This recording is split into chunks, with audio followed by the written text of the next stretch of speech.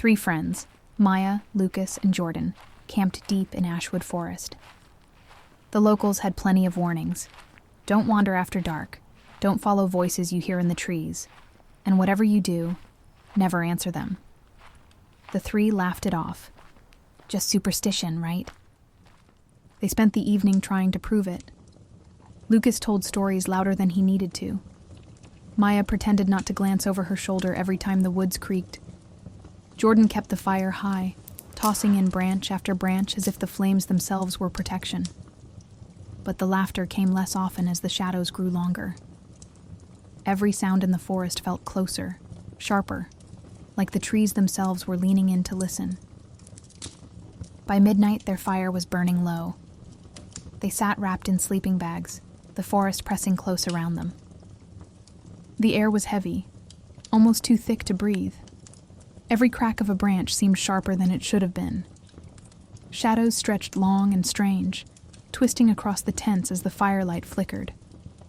Lucas tried telling a joke to ease the tension, but his laugh died halfway out of his mouth. None of them felt much like talking anymore. The forest was listening.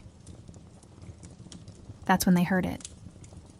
A voice, faint at first, like someone calling from far away.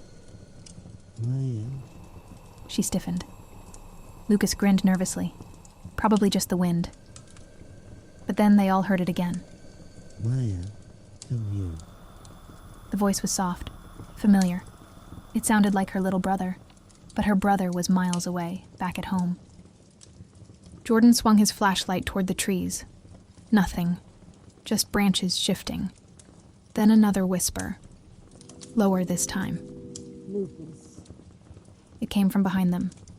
Slow. Close. His flashlight beam shook in his hand. The fire sputtered, dimming as if the forest was pulling the warmth away. Then came a third voice. Jordan's name. Drawn out, cold, and wrong. The three froze. Their names hung in the air like bait on a hook. The whispers circled them now, moving through the dark, never in the same place twice. Calling, beckoning. Come closer. Over here. The trees seemed to lean in, their branches stretching down like arms.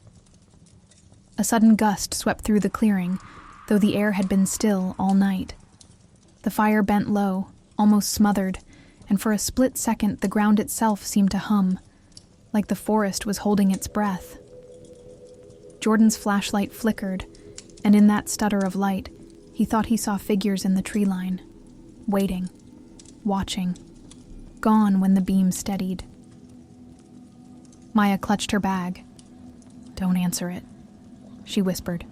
Her voice was shaking. Whatever you do, don't speak. The whispering stopped. For a long moment, the forest was dead silent. The three of them just stood there, straining to hear anything. An owl, a cricket, even the crack of a branch. Nothing came. The stillness was worse than the voices. Then slowly, the fire began to rebuild itself. A single flame crawled back to life, flickering in the ashes.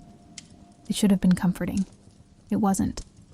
The light bent the wrong way, shadows stretching upward instead of down. Lucas whispered, "Maybe it's over." He barely moved his lips, as if afraid the forest would hear. But then, just behind them, close enough to feel the breath on their necks, three voices spoke at once. Clear, cold, human. We've been waiting. The words didn't echo like normal sound. They slid through the air, sinking straight into their bones. Lucas clapped his hands over his ears, but it didn't help. The voice was inside his head, pulsing with every heartbeat. Maya felt her chest tighten, like something was pressing from within, trying to push its way out. Jordan's flashlight slipped from his hand and died in the dirt. The dark pressed in, thicker than night. Their own breathing echoed back at them, too loud, too close, like something else was breathing with them. Then the whispers returned, not scattered this time, united. everywhere at once, Stay. and the forest went silent,